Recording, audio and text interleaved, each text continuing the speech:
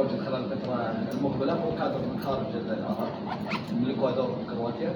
عملوا معي السنتين الماضيين، فهو الكادر مالي دائما اللي يعمل معي.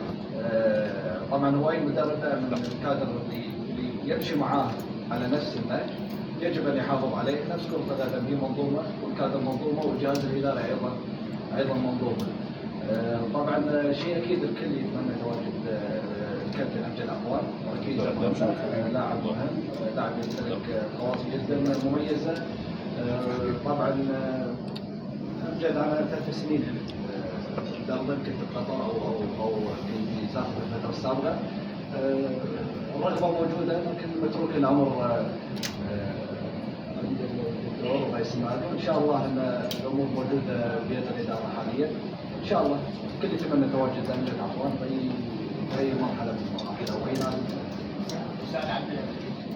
والله سعد عبد الامير ايضا لاعب جدا مهم، ولاعب يمتلك خبره كبيره، كانت احتراف الخارجي او الدوري العراقي. لاعب قدم موسم ايضا جيد في الفتره السابقه، لكن ايضا الامور هذه متروكه. بالاخص احنا قاعد نتابع عامه الدوري والمبالغ اللعيبه اللي بتصاعد كبير. شيء اكيد كل نادي عنده ميزانيه محدوده يجب ان يدرس فيها العقود لتوصل الى منظومه لعب مميزه من ناحيه اللعب، الاداء في ارضيه الملعب، ومن ناحيه ايضا الامور الماليه. اكرم هاشم.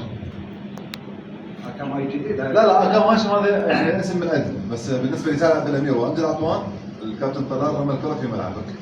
سمعت خلال هذا اللقاء انا بالنسبه لي اتمنى ان اللاعبين بقيمه سعد ولا بقيمه امجد ان يكونون موجودين مع نادي الطلبه. ونعم اكو توجه نحوهم. هل سيتحقق هذا او سيكلل هذا التوجه بالنجاح من عدمه؟ فهذه تعرفون يعني تعتمد على عوامل اخرى، رغبه اللاعب، منافسه مع باقي الانديه، الوضع العام مثلا اللي موجود